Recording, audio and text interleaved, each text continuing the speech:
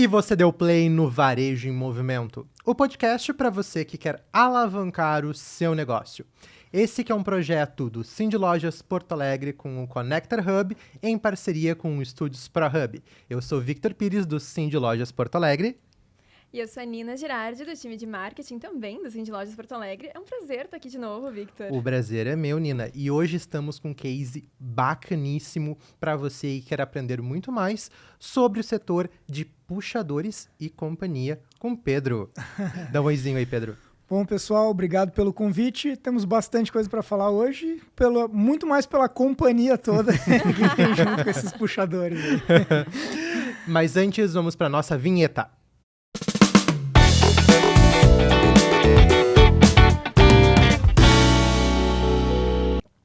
Então, Pedro, vamos lá. Cara, a gente puxou assim o teu assunto puxadores e companhia, né? O nome do teu negócio já chama muita atenção. Então, assim, né, tu já também falou um pouquinho, ó, é bem mais do que só puxadores, né? O companhia também é muito importante. Mas me fala um pouquinho, assim, de onde é que surgiu essa ideia de abrir uma loja, abrir um negócio especializado em puxadores, né? E depois, como é que vocês acabaram evoluindo para adicionar esse companhia? Sim.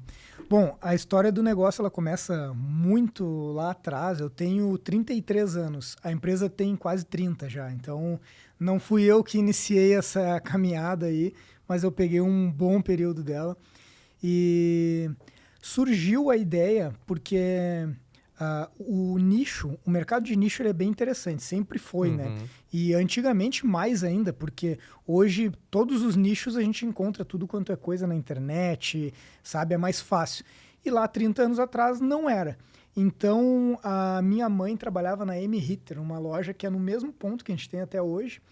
E essa empresa acabou falindo e foi quando ela teve a ideia de pegar um dos produtos que a loja vendia, que ela identificava que tinha um potencial legal, e fez uma empresa especializada nisso. Aí surgiu a Puxadores e Companhia, que na época a companhia era muito pequena, era mais puxadores mesmo. E aí a gente foi crescendo em vários outros produtos.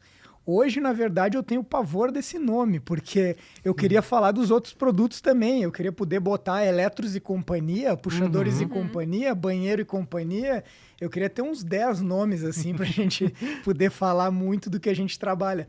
Mas isso foi uma evolução ao longo desses 30 anos, onde a gente foi adicionando mais produtos, principalmente voltados ao nosso público, que é principalmente o pessoal da arquitetura, decoração, design de interiores e os amantes da decoração também, né, que nos conhecem bem também. E a gente foi adicionando linha de banheiro, adicionamos depois misturadores, fechaduras, vários acessórios para móveis. E agora, a última adição assim, importantíssima que a gente vem reforçando bastante nos últimos anos, embora trabalhe há bastante tempo, é os eletrodomésticos de alto padrão, né, que já representam algo muito importante para nós. Pois é, Pedro, e tu comentou na tua fala sobre as oportunidades do mercado de nicho, né? Vocês começaram no nicho e foram ampliando e expandindo. Então, se tu puder trazer mais assim, sobre essa oportunidade do nicho, por que vocês ampliaram depois? Como que foi isso para os clientes de vocês ao longo dessas 3 décadas, né? Sim. Hoje o varejo está muito difícil. É uma época complexa, tributariamente é muito complicado. A gente vive aqui um cenário difícil, principalmente no Rio Grande do Sul. Então, o nicho ele é bem interessante, mas o que a gente identifica hoje? O nosso nicho não é mais o produto. O nosso nicho é o nosso cliente. Então, a gente é especializado em arquiteto. Tudo que o arquiteto e o público da decoração consome, a gente tem condições de trabalhar. Claro que eu sou daquele pensamento de que a gente tem que fazer muito bem feito o que a gente faz. Não adianta inventar muita moda, assim. Então, sempre que a gente entra em algum mercado, a gente tem que entrar muito bem. Eu sempre digo, eu vendo o computador, mas eu tenho que ter 20 modelos de computador para vender 2. O mercado é assim, varejo é assim, sabe? Então, aqueles outros 18, se tu não tiver, tu não vende os 2 que realmente vendem. Então, quando a gente entra numa linha, vamos entrar no eletrodoméstico, tá? o que vai vender é o cooktop da marca tal e a coifa da... Sim, mas aí a gente precisa de uma linha completa que atenda todas as necessidades e aí a gente entra nela. Então, dentro disso, o nosso nicho é o arquiteto. Quando a gente entra sempre com bastante solução. Então, nessa questão de um modelo de negócios, hoje vocês estruturam muito mais ele num B2B, né, do que num B2C. Hoje o foco de vocês é esse que tem a pequena empresa, que é seu próprio arquiteto, muitas vezes ou trabalha com um escritório, e que acaba fazendo, então, suas reformas, seus projetos, e aí eles procuram, então, a Puxadores e Companhia. Isso já foi mais evidente, assim, hoje o mercado está um pouco diferente. Até, às vezes, quando a gente vai explicar para o pessoal como que o funcionamento do negócio mesmo, isso mais para a parte de empreendedorismo, para o cliente não muda muito, mas... digamos que é uma indicação B2B, mas o cliente sempre é B2C, porque o arquiteto acaba nos indicando pela facilidade, saber que a gente vai tratar o cliente dele muito bem e que o nosso foco é ser uma solução, né? Então eu sempre digo, primeira coisa eu acho que eu falo para qualquer um que entra na empresa é que a gente não pode ser um problema para o nosso cliente. A gente tem sempre que ser uma solução. Então, se a gente identifica que algum produto, alguma linha de produtos, algo pode causar problema para o nosso cliente, a gente não entra, não trabalha. Até sou um pouco chato em relação a isso. Vários produtos que venderiam, que poderia ser interessante, a gente não entra porque a assistência que a gente tem que dar é muito boa. E se essa assistência vai nos custar muito da nossa margem, não vale a pena. Então... para o cliente sempre ter certeza que está satisfeito, né? Pois é, Pedro, na tua fala fica muito evidente a valorização do cliente na loja, né? Como você se preocupa em entregar a melhor experiência. Então, se tu puder contar um pouquinho pra gente exatamente como que o cliente é atendido, como que vocês fazem essa intermediação com os arquitetos, com os decoradores. Sim. Bom, assim, a gente vem de alguns anos fortalecendo cada vez mais. Esse sempre foi nosso forte, na verdade. Mas se a gente pensar o varejo... Muitos anos atrás, ele era muito mais formal. A gente buscava ser formal, o tratamento com o cliente era formal. Se eu ia comunicar algo, não podia ter humor, era uma coisa muito mais formal, né? E aí, nos últimos anos, a gente vem trazendo a personalização e o varejo ele é quente hoje, ele não é mais o que já foi, né? E isso a gente vem intensificando. A gente tem um cachorro dentro da loja, que é a nossa mascote. A gente viu no Instagram. A gente usa a força da família, porque a gente é uma empresa familiar. Então, eu trabalho junto com meus pais, que foram quem fundaram a empresa, embora antigamente tinha mais sócios, a gente acabou ficando só nós, só a nossa família na empresa, mas essa força familiar a gente traz para casa, assim, traz para a empresa. E isso a gente busca com o nosso cliente, com o nosso arquiteto e também com o cliente que vai lá nos conhecer. A gente acaba criando um vínculo legal e é muito voltado para isso a nossa empresa também. E tu trouxe um ponto ótimo agora, né? Que é essa mudança no varejo, essa flexibilização, essa abertura. E vocês comunicam isso muito bem no Instagram. Aliás, assim, o Instagram de vocês, ele também já é um case de sucesso. Porque vocês conseguem fazer reels e vídeos e de uma forma que traz humor, mas sem cair simplesmente em tendências virais. Tem muita autenticidade ali. Como que foi esse processo para vocês? Como que vocês iniciaram nisso? Quais os desafios? Legal. É uma boa pergunta, assim. Até isso é bem interessante falar também, porque muita gente me pergunta sobre. E parece sempre que é fácil, né? Porque eu costumo dizer que a diferença de algo que dá certo e do que dá errado é muito pequena. E a gente passa muito tempo buscando essa diferença pequena para encontrar algo que vai dar certo. Nós passamos por várias agências de marketing tentando encontrar o que a gente encontrou agora e não conseguia. Até que eu cheguei num ponto que eu digo, eu vou trazer interno, eu vou contratar alguém e a gente vai trazer uma pessoa para dentro para nos conhecer, saber quem a gente é. Porque não basta, a gente explica para o pessoal do marketing, às vezes não entende, então eu quero aqui dentro. E aí um monte de gente me disse que eu estava louco, me falaram que não adianta, que eu ia pegar um profissional que não ia conseguir atender tudo que a gente precisava, que tinha que achar uma agência. Eu até ouvi por um tempo e aí no fim eu pensei, não, eu já passei por várias agências, eu vou trazer interno. Aí encontrei um rapaz muito bom, até a gente pode fazer até uma propaganda para ele. Depois eu passo o contato dele também, ele faz os vídeos para nós. Contratei ele ficou 1 ano e pouco dentro da empresa, nos conheceu. Aí ele conseguiu pegar a essência da empresa.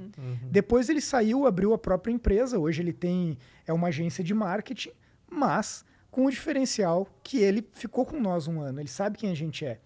E aí teve ainda uma adição nesse período aí, que é o nosso garoto propaganda lá, que é o estagiário, que o pessoal que nos acompanha lá vai conhecer bem. É meu cunhado, praticamente um filho para mim, que se criou comigo, morou comigo um bom tempo. E foi trabalhar comigo e ficava na frente de um computador, não conseguia ficar quieto lá, não era muito bom de escritório.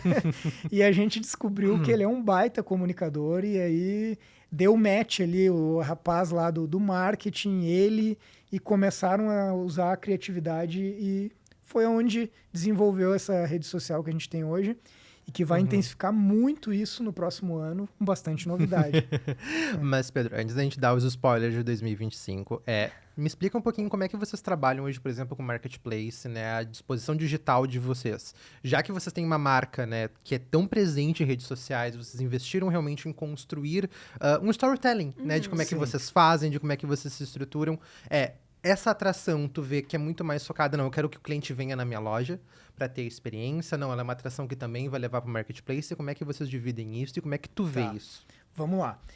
Marketplace é um assunto muito delicado. Eu poderia fazer um podcast aqui de 2 horas só falando de Marketplace.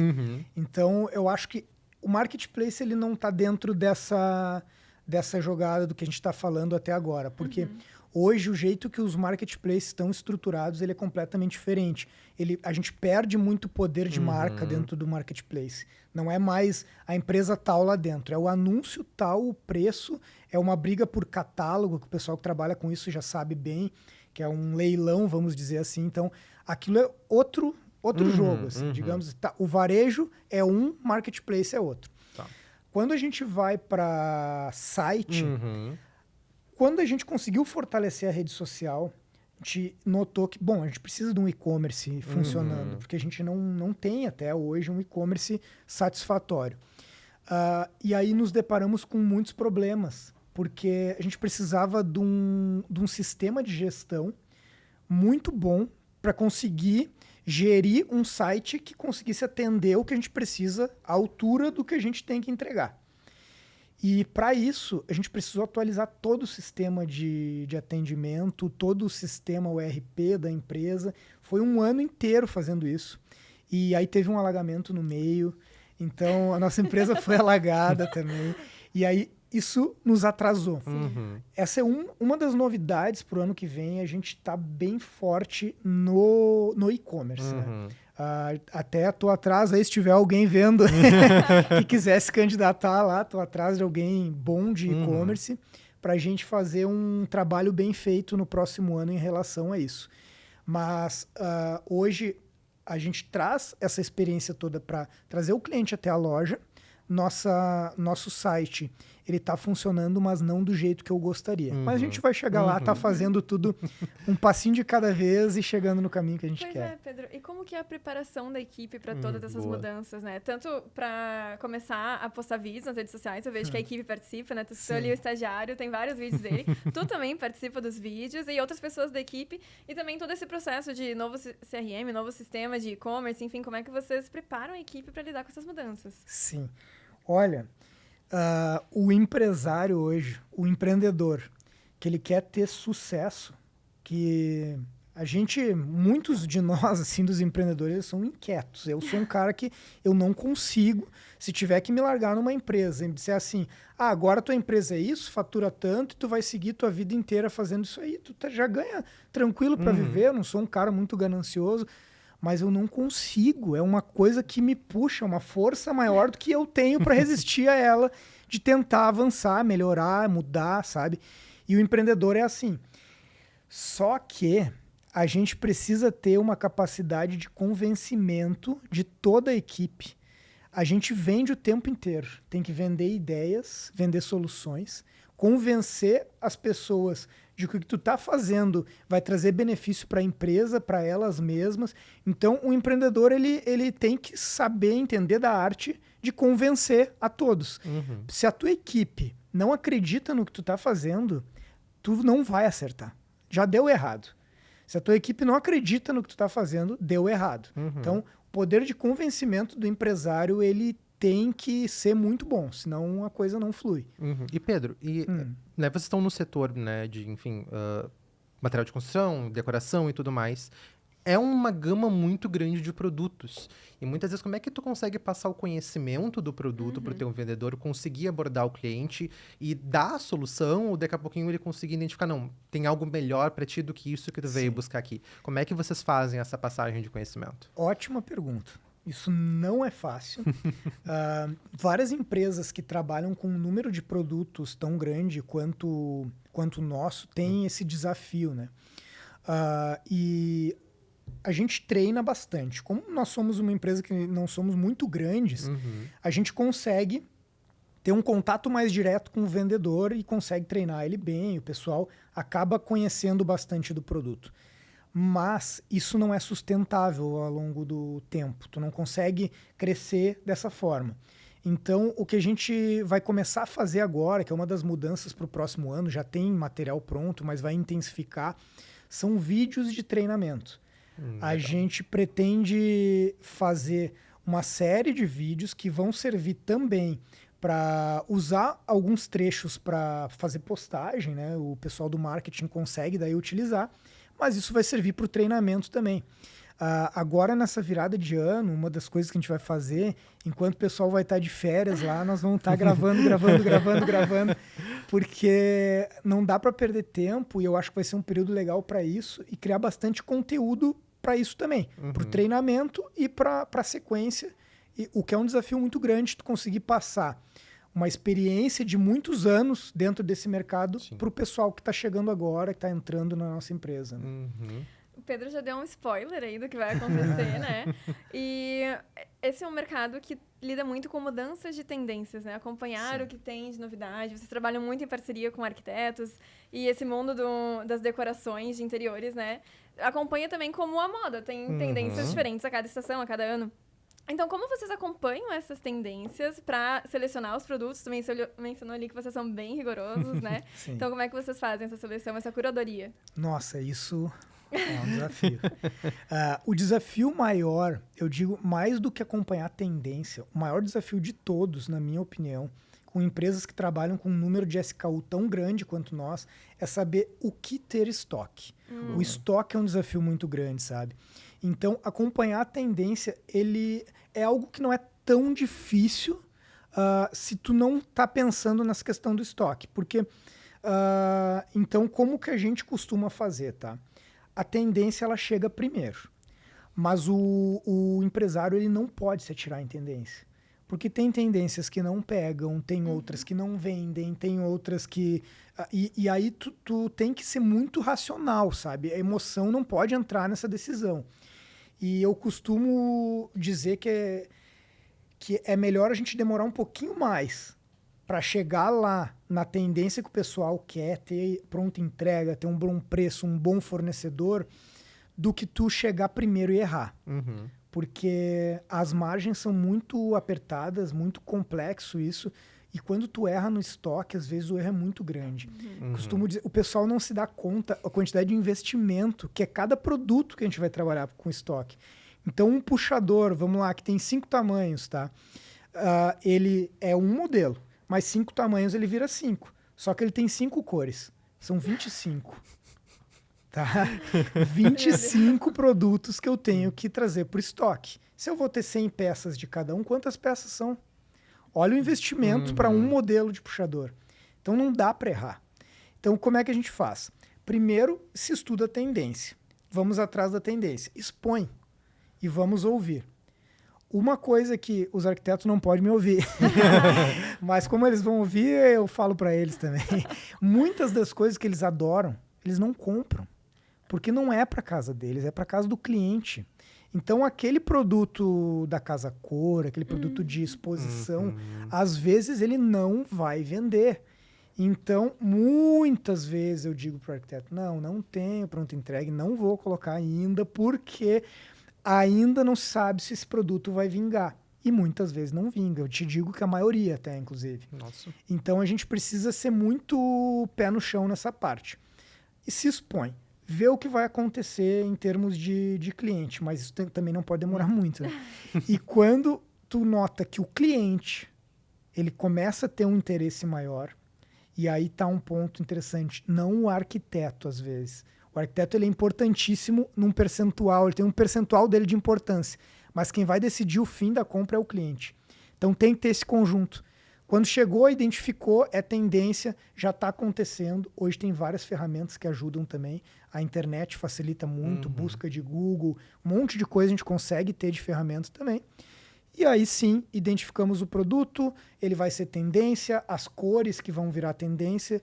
Aí a gente põe um estoque pequeno, funcionou, aí vai. Vamos que aí a coisa vai. Pedro, só uma coisa, qual é que é o tamanho da tua empresa hoje, assim, quantos funcionários vocês têm, como é que tá? A gente está em torno de uns 15 funcionários, mais o pessoal que não é funcionário diretamente, mas trabalha como terceirizado. Sim. Então tem um bom pessoal lá trabalhando e a tendência é aumentar. A gente faz muitas coisas ao mesmo tempo sempre, sabe? Sim. E também enxergando várias frentes, porque como o cenário hoje é bem desafiador em vários sentidos, a gente não pode ter não pode ser cavalo de carroça. Assim. A gente tem que estar olhando para tudo quanto é lado e saber complementar as coisas. Então, o que é complementar para o negócio, que faz sentido, a gente vai agregando. E então, para o próximo ano, por exemplo, vai ter o pessoal mais específico para o e-commerce, já é uma coisa interessante. E tem mais algumas segmentações que depois, daqui a pouco, se a gente vai falar de novidades, eu falo depois e conto mais a gente está guardando melhor pro final. Isso. Mas eu te pergunto isso justamente porque tu trouxe um detalhe, né, da nossa conversa, que foi a questão da enchente. Sim. E aí eu fiquei, tipo, poxa, quantas vidas, né? Sempre que a gente traz aqui um lojista, alguém que passou por esse caso, a gente sempre acha importante porque, olha, ali não é só o lojista, não é só aquela empresa. Tem várias vidas que dependem daqueles geradores de empregos para continuar ali. Fala um pouquinho para nós, como é que foi esse período, só pra gente realmente depois poder continuar a conversa. Como é que vocês passaram por isso e como é que foi a recuperação de vocês? É importante falar, porque eu acho que a gente precisa comunicar o que a gente passou e comunicar para o público em geral o que é ser empresário, sabe? Eu fico assustado assim, com o que tem de descolado do que as pessoas enxergam do que é ser empresário, do que é a economia em si, do que realmente é, sabe? O pessoal gosta de dividir. É o funcionário e o empresário, é direita e esquerda. O pessoal divide muito. A economia não funciona assim. A economia, ela gira para todos.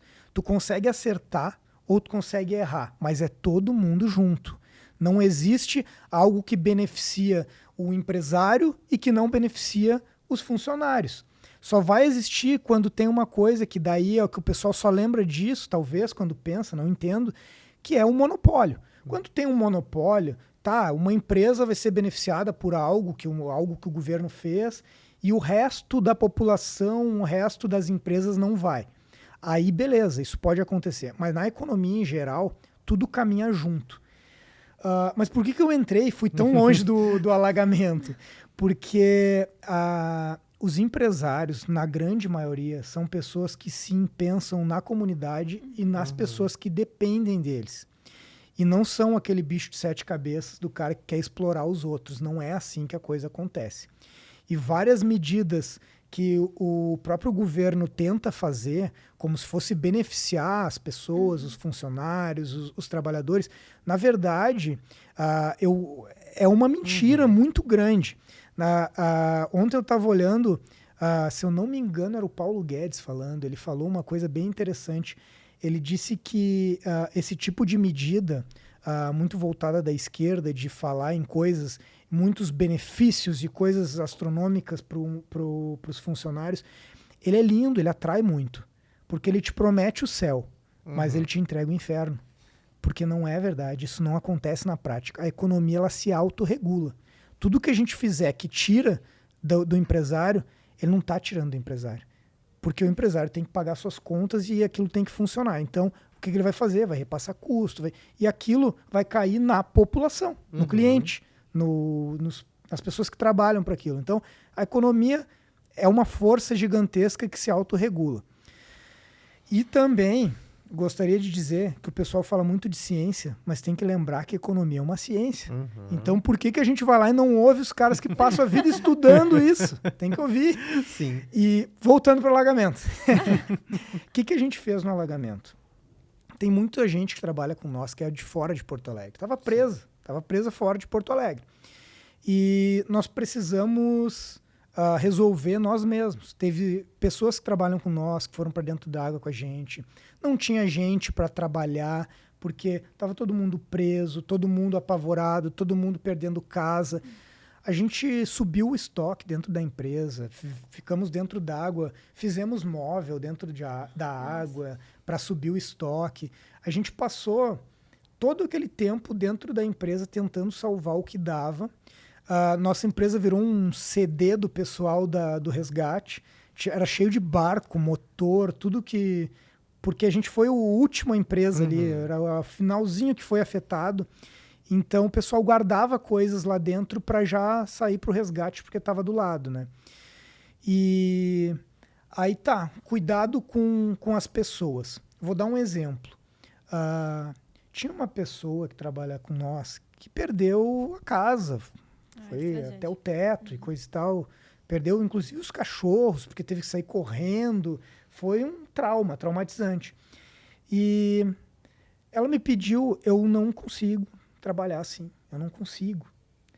Só que também é uma pessoa que não ia conseguir não trabalhar mais.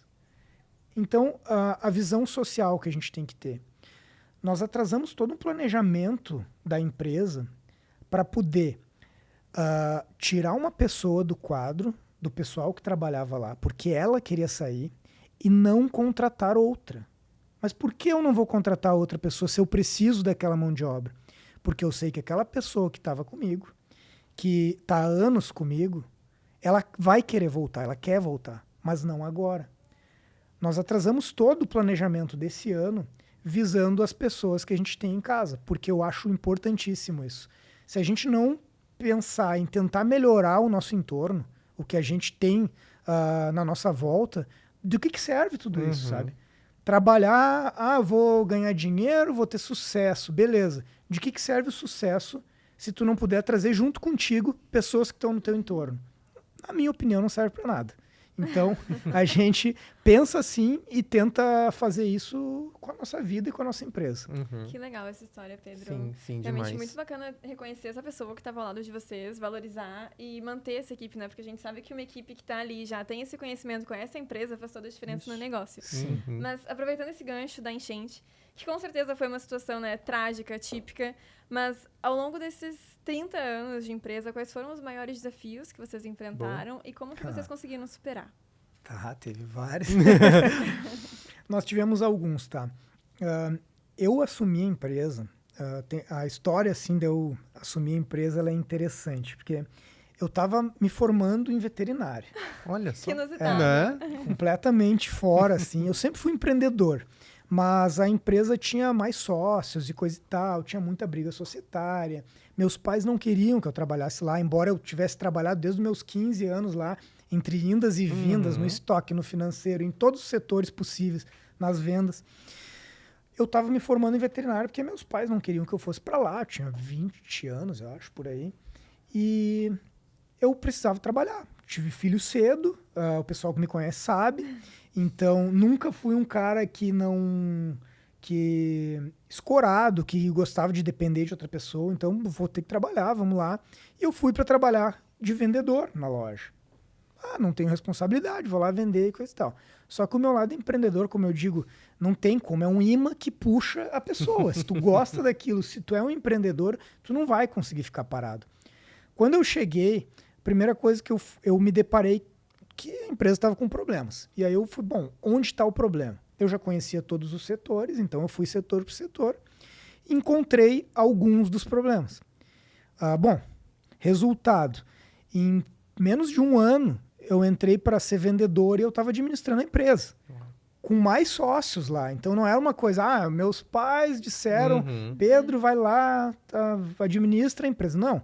Eu cheguei, identifiquei os problemas, consegui convencer os sócios que tinham sobre os problemas. Inclusive, os sócios que tinham na época me deram mais apoio para para administrar a empresa do que meus pais na época. Porque tem aquela coisa, não critico, meus pais são meus parceiros a vida toda, mas é aquela coisa, são pais, então olha o que esse fedelho tá fazendo, da onde que tira que ele sabe o que tá falando, sabe?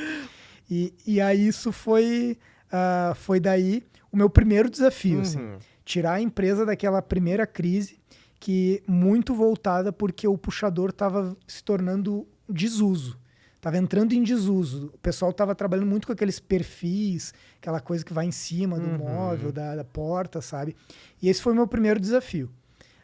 Inclusive, a gente demorou um pouco. Eu estava muito verde ainda, demorei muito a aprender também. Aprendi na prática. E o primeiro desafio foi aí. O segundo importantíssimo, que todo mundo já imagina, é a pandemia, né?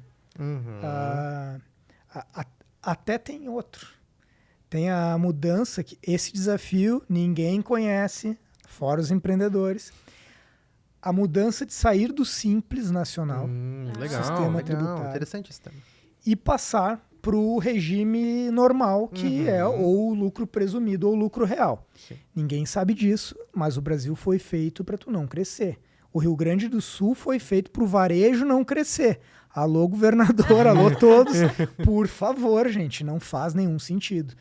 O varejo é o setor mais afetado nesse tipo de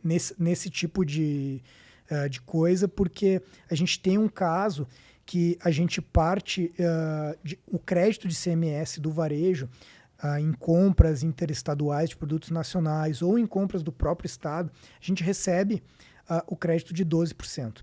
A grande diferença está na compra dentro do estado, porque isso que é diferente de outros estados, tá? A gente compra com um crédito de 12%. Só que a gente vende pagando 17% de CMS, tá? Então, essa diferença, tu não está tributando sobre o lucro, tu está tributando sobre faturamento, o que é um prejuízo gigantesco para qualquer empresa. O imposto foi formatado no mundo inteiro para tributar lucro. O que tu consegue fazer, eu comprei essa caneca por 50, eu vendo por 100, eu tenho que ser tributado sobre 50. Só que isso não acontece no varejo. E isso causa uma discrepância e um problema muito grande para o pessoal sair do Simples Nacional e ir para o regime normal. E muitas empresas não conseguem fazer isso. E aí o que acontece? Tu chega num planejamento de não crescer. Sim. Não vou crescer, porque se eu crescer, eu não vou ter lucro. É triste, mas é isso que acontece. E o pessoal não se atenta a isso. Então esse é o segundo desafio. E quando que foi essa transição, Isso. Pedro? Faz anos, bastante tempo. Eu não sei precisar assim, exatamente a data, porque a gente migrou, teve que voltar atrás, porque veio uma crise na empresa, não estava conseguindo faturar bem, teve que voltar para o Simples e depois migrou de novo, agora não muito tempo atrás. Só que na segunda migração, aí era diferente. Eu, com 20 e poucos anos, tinha uma experiência que era pequena. Depois, aí foi muito mais fácil, né? Já estava preparado, já sabia o que encontrar, o que fazer, como mitigar isso aí, sabia, aí foi. Aí a segunda migração foi muito mais tranquila. O outro desafio, pandemia, óbvio. Pandemia foi uma loucura, né? Desafiador demais. Eu tinha, por exemplo, na pandemia, uma conta em dias, de quantos dias a gente conseguiria pagar as contas sem vender R$1, sabe? Eu tinha isso em dias. Eu lembro de eu sentado no chão da empresa fechada, ali no começo, quando a recém tinha um pedido para fechar, sentado no chão, com uma agenda, uma caneta, pensando o que nós ia fazer. Aí uma das estratégias, Eu sou bem livro aberto, assim, o pessoal vai lá. às vezes pensa, que loucura, o cara tá falando um monte de... Não, eu acho que não tem por que não falar, É a sabe? tua experiência como lojista. E como empresário, o que a gente usou? Tem uma técnica econômica. Quando tu tem um problema de caixa na empresa, tu tá com empresas que estão entrando em falência, costumam usar isso. Não era o caso, mas era um momento que a gente identificou que seria interessante usar. Que é tu rolar todas as tuas dívidas para frente, mas não rolar o que tem dentro do período. Tem uma diferença muito grande. Tipo, dentro de 30 dias, eu não vou pagar os meus boletos, eu vou rolar esses boletos 30 dias para frente. Isso é uma coisa, porque depois desses 30 eu vou pagar tudo acumulado. Aqueles que eu rolei e os outros eu não vou rolar, ele vai estar lá e eu vou ter que pagar junto. Tá? O que a gente fez? A gente fez a técnica de rolar tudo. Todas as contas da empresa que a gente conseguiu, óbvio, teve algumas que não, mas conseguimos quase tudo. A gente passou, não lembro exatamente os dias e teve diferenças de fornecedor para fornecedor. A gente rolou esses dias para frente, passou todos. E o fornecedor tentava fazer isso que eu falei. Passava aqueles boletos para frente dizendo, não, eu não quero isso. Se eu estou devendo R$1, e não é dever de estar atrasado, é dever de ter um boleto na frente para pagar. Esse R$1, tu vai dar mais 30, mais 40 dias para frente. Não importa se vai vencer daqui a 4 meses. Se era 4 meses, tu vai pegar esses 4 meses e vai dar mais 40 dias. Bom, essa simples estratégia, que isso eu nem lembro de onde eu tirei, mas provavelmente em livros e coisa e tal, a gente estuda e acaba aprendendo, depois nem sabe de onde aprendeu, né? Mas isso o que fez? Nos deu um caixa muito bom naquele período, mesmo sem venda. A gente conseguiu ter caixa. E quando começou aquele boom depois de abrir de novo, a gente tinha caixa. E aí, quando começou o boom, eu antecipei a falta de mercadorias, que foi outra coisa que a gente acertou muito ali na pandemia. Então, quando começou a faltar mercadoria, aquele caixa que a gente tinha feito dessa estratégia lá atrás, aí eu consegui ótimas negociações quando o pessoal não estava vendendo nada ainda, antes do boom, e compramos muita coisa. E quando faltou mercadoria, nós estávamos com mercadoria barata em casa, no estoque, e aí começou a subir preço de tudo, e nós estava ali estocado, tudo certo. Então ali foi um boom muito grande para nós durante a pandemia por causa dessas estratégias certas que a gente tomou. Sim. Pedro, te ouvindo falar, dá muito para entender que o teu negócio ele tem resiliência, muito planejamento e muitas ideias por trás. E pensando um pouco nisso, já querendo te puxar para tu trazer o que vai vir de novidades e tal, faz parte do planejamento a manutenção de vocês só terem uma unidade. Vocês querem expandir a marca. Como é que tu tá vendo isso, assim, pro teu próximo futuro? O que já tem aí mais ou menos planejado? Sim. Se eu tivesse que dizer uma coisa que nos leva adiante, faz a gente conseguir estar sempre bem, assim, bem firme, situação, sempre com caixa, uma empresa muito saudável a gente tem, uma empresa muito saudável. Até a gente é privilegiado em relação a isso. É que tudo que a gente faz é muito estudado, muito planejado. Eu sou muito chato para fazer as coisas. Além de eu estudar, eu estudo, vejo como pode ser feito. E aí, quando eu faço um planejamento, a primeira coisa que eu busco é os problemas todos desse planejamento. Eu não faço um planejamento e digo, beleza, está pronto. Eu fico sem dormir pensando onde é que está o problema, o que pode acontecer. E aí, quando a gente cria algo e planeja algo, sempre eu tenho pelo menos 3 alternativas. O cenário A, o cenário B e o cenário C. E aí nunca tu é pego de surpresa, porque tu tá sempre esperando o que pode acontecer. E praticamente sempre algo acontece muito aproximado desses cenários que tu já projetou. E aí tu consegue lidar com isso de maneira mais fácil, né? Aí tu perguntou de uma unidade só. Isso vem dentro desse tipo de estudo.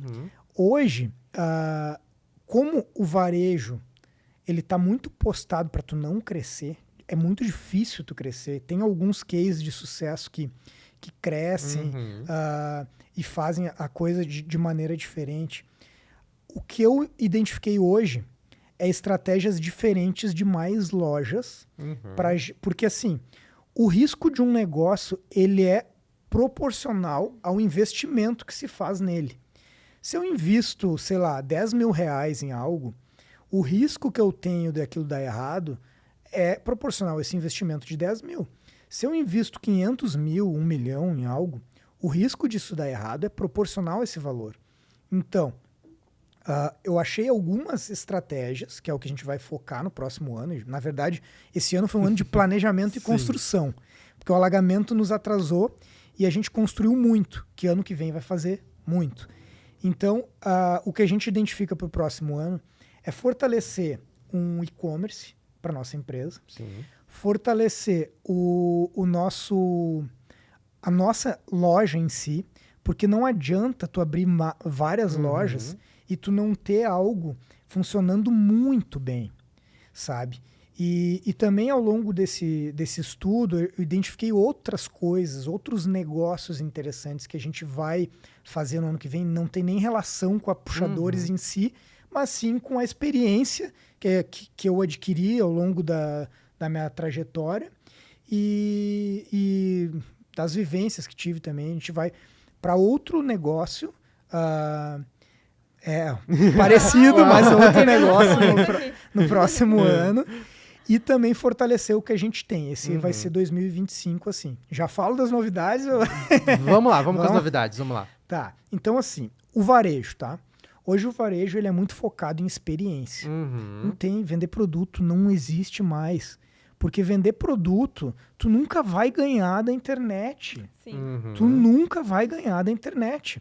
Porque hoje, o jeito que os marketplaces estão postados, quem não estudou marketplace, alô varejo, não estudou marketplace, vai estudar, meu amigo. Tu tá fora.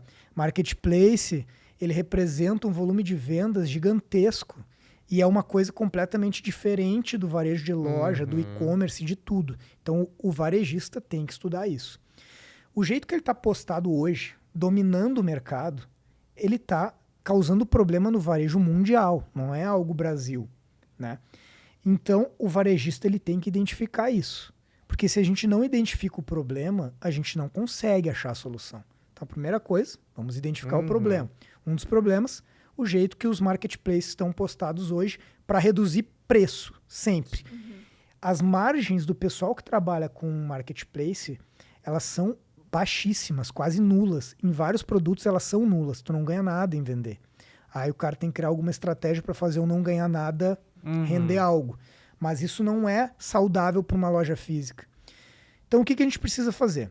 Fortalecer a experiência e achar produtos que esse problema não aconteça, que é o que a gente faz. Então, o alto padrão, ele é voltado para isso, para a gente conseguir produtos com um diferencial, não aquele arroz e feijão que vai dar problema, mas beleza, tu comprou barato e segue. Esse aí, é difícil o cara ficar no varejo com isso. Então, o que a gente vai fazer, por exemplo? Porque teoria, é bonito falar teoria, mas eu gosto muito da prática. Se eu for falar de algum assunto, eu quero falar da prática. Porque se tu botar no YouTube, tu acha teoria de tudo que é jeito. Tu acha um monte de coisa. E tu vai ver, tá, cadê a prática? Eu fico indignado quando eu vejo o pessoal ensinando as coisas. Marketplace tem vídeos e vídeos e vídeos na internet. Ninguém fala prática, cara. Os caras enfeitam, eles romantizam as coisas. Não é assim. Então, prática. O varejo precisa de experiência. Tu precisa fazer o cara sentir aquele produto que ele quer ter. E aí, como que a gente vai fazer isso? Algumas coisas que a gente vai fazer no ano que vem. Primeiro, nós vamos melhorar nossa exposição. Muito da empresa vai mudar na virada do ano agora. A gente vai ter uma obra lá. A empresa já é belíssima, né? Exato. Vai ficar bem mais interessante no ano que vem. A gente tem bastante obra lá. E essas obras elas foram feitas com um intuito, experiência. Então, o que a gente, por exemplo, bolou para fazer no próximo ano, que até ninguém... Isso aqui é novidade, ninguém sabe. Quentíssimo. Quente demais, vamos lá. A gente trabalha e depende muito também do faturamento de puxador. Né? Sim. Puxador é o nosso nome, é o nosso forte também. E a pessoa vai colocar o puxador onde? Em um MDF. 99% dos puxadores vão para um MDF. Tá? Então, o que a gente vai criar? para o próximo ano.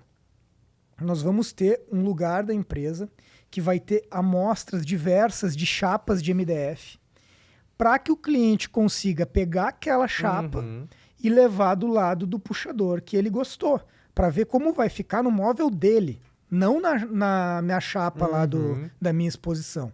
Isso é uma das coisas. Produtos funcionais, por exemplo, a gente vende eletrodoméstico. Isso até spoiler total, e para todo mundo ver, o pessoal já vai saber o que a gente vai fazer. Eletrodoméstico, ele tem que estar ligado, tem que funcionar. Tu tem que mostrar para o cliente, não basta tu contar. Então, é impossível numa loja de eletrodoméstico tu deixar todos ligados, é impossível. Principalmente quando vai falar de gás, cooktop. Sim. Como é que eu ligo, sei lá, 40 cooktop, 30 cooktop? É impossível. Sim. Então a gente vai ter um setor onde nós vamos ter produtos funcionando, inclusive com gás, cooktop, forno, fogão, refrigerador ligado, a gente já tem adega, a gente vai... Tem coisas que não basta fazer, tu tem que fazer e comunicar que faz. Então, a gente já tem adega ligada, a gente já tem cervejeira, já tem refrigerador. Mas aí criar um lugar para isso, tudo junto, tudo ligado, funcionando, para o cara ver, isso aí faz toda a diferença. A gente vai ter também. Sim. Então, Pedro, eu adoro receber gente que é de diretoria de entidade, como de Cindy Lojas e tudo mais, porque daí eu posso perguntar, como é que tu te aproximou do associativismo, como é que isso chegou na tua vida, como é que tu como empresário, né, mais do que qualquer outra coisa, vê esse tipo de participação? Assim, vamos lá. Começar lá atrás a historinha. O Cindy Lojas, a gente entrou sem muito, há muitos anos atrás. Quando eu entrei na empresa, a gente já estava no Cindy Lojas. Mas não tinha uma proximidade maior. Quem nos trouxe para próximo mesmo do Cindy Lojas, onde a gente começou a usar as diversas vantagens que o Cindy Lojas traz para a gente, empresário, e a maior que eu enxergo é conhecimento. Networking e conhecimento é muito importante. Cursos, diversos cursos que a gente consegue levar nossos funcionários, que a gente consegue fazer online, presencial, as reuniões da diretoria que tu acaba trazendo, ganhando conhecimento, porque são vários empresários de Porto Alegre que estão trocando conhecimento. Então, tu consegue buscar ali o mais importante, que é o conhecimento. Né? Quem nos trouxe mais para próximo foi o Alander, que trabalhava aqui com a gente. Ele foi lá na empresa conversar comigo, me mostrar as vantagens que tinha participado do Cindy Lojas. Me falou, Pedro, te aproxima, cara, vamos lá, vai lá conhecer. E aí eu vim. E depois de ter vindo, nunca mais eu saí de perto. Novamente a relevância do vendedor, né? Isso mesmo. Importantíssimo. Isso mesmo. Mas, Pedro, fica muito evidente em toda a tua fala essa visão empreendedora que tu tem. Acho que com tudo que tu falou, a gente percebe que tu é um empreendedor nato, né? Que tu já tinha essa vontade de empreender, essa habilidade. E, como tu bem mencionou, o Cindy Lojas Porto Alegre tem muito forte essa questão de apoiar o empreendedor com cursos, com qualificações, com networking. É um verdadeiro parceiro de negócios, do empresário. E aí, pra gente encerrar aqui a nossa conversa hoje, eu gostaria que tu trouxesse, para quem tá nos assistindo, pro empresário, pro varejista, dicas de empreendedorismo. O que tu daria de dicas para quem tá começando a empreender, para superar os desafios? Legal. Bom, vou falar direto para a câmera. Isso aí. Vamos lá. Dica para o pessoal. Primeira coisa, estudar. Estudar muito. Não tem como abrir negócio hoje, principalmente no varejo, sem estudar. O que eu vejo hoje, talvez, que mais falte no pessoal é estudo, e principalmente estudo tributário. Então, cara, vai abrir uma empresa, estuda muito, fala com um contador. E aí, quando tu falar com um contador, tu não acredita no que ele te falou, tu fala com outro. E quando tu falar com outro, tu fala com outro. E depois, tu não acredita em nenhum dos três e vai num advogado tributarista. É o meu jeito de fazer as coisas. A gente busca informação com várias pessoas para, se todo mundo te falar algo igual, tu entende realmente, é aquilo ali. Né? Então, a parte tributária, como é muito complexa, tem que ser muito bem estudada. E depois, uma estruturação de negócio muito bem feita. O pessoal quer abrir empresa, mas não sabe para quem vai vender, não sabe por que vai vender. Então, assim, vou abrir uma empresa. Se tu não sabe por que o teu cliente tem que comprar de ti, por que ele vai saber? Então, se tu não sabe responder essa pergunta, por que o cliente tem que comprar de ti? Não abre empresa. Primeiro responde essa pergunta. Eu estimulo todos a empreender, mas empreender da maneira correta, porque perder dinheiro não leva ninguém a lugar nenhum. Além de, fora, ganhar experiência, né? Mas se a gente pode aprender e fazer depois sem perder, é melhor, né? Então, estude e responda as perguntas básicas. Para quem vou vender? Por que vou vender? Por que o meu cliente precisa comprar de mim? O que eu estou agregando de diferença entre o que já tem? Legal demais. Pedro, antes de te agradecer, assim, é realmente destacar o quão preparado o teu negócio e tu tá pra gerir teu negócio. Porque, assim, obrigado. é realmente... É impressionante. Exatamente, é muito impressionante. Obrigado, não só o quanto tu entende do que tu tá vendendo, o quanto tu entende de gerir teu negócio, mas quanto tu entende do macro. Né, que muitas vezes é a dificuldade da barreira que a gente tem. Tem a experiência do dia a dia ali, né, como a gente sempre brinca aqui, a barriga no balcão, mas de ver o cenário macro, de conseguir antecipar algumas coisas, isso muitas vezes falta. E que legal que tu conseguiu romper essa barreira e que tu traz isso pra forma como tu te vê como empresário e como cidadão também. Então, realmente, eu acho que assim, o teu caso é um exemplo para outros empresários olharem e dizer, não, daqui a pouquinho dá pra fazer a mesma coisa que o Pedro e trazer mais sucesso ainda pro meu negócio. Nina? Obrigada, Victor, pela companhia, né? Dividindo a mesa mais uma vez. E muito obrigada, Pedro. Adorei estar aqui ouvindo a tua história inspiradora, né? Para todos nós, para quem vai assistir também. Compartilhou dicas riquíssimas e ainda nos trouxe novidades em primeira mão, né? Isso aí. Pedro, por favor. Gente, primeiro assim, muito obrigado pelo convite. Eu amo falar de empreendedorismo, é meio... Se eu pudesse, eu falava o dia inteiro de empreendedorismo. Então, assim, obrigado pelo convite. Tentei trazer o máximo de informação que pude no tempo que a gente tem e valeu mesmo. Contem comigo sempre que precisar. E eu vou convidar você que está nos assistindo, que está nos ouvindo no seu agregador de podcast favorito, a ir lá, @Puxadores e Companhia, ver o trabalho incrível que a equipe do Pedro está fazendo, e ele próprio, ele bota a cara nos vídeos, a consultar o site da empresa, a visitar a loja realmente para ter a experiência completa que eles construíram. E, né, que daqui a pouco a gente está planejando fazer... Eu estou planejando fazer reforma ano que vem no meu apartamento, então daqui a pouquinho vou estar ano que vem lá na Puxadores para realmente ter a experiência de vocês. Parabéns de novo pro teu negócio. E você aí que está nos acompanhando, deixa seu curtir, inscreva-se no canal, compartilha essa grande experiência da Puxadores e Companhia para quem você quiser, porque semana que vem e essa semana ainda vai ter muito mais conteúdo aqui no Varejo Movimento. Valeu, galera!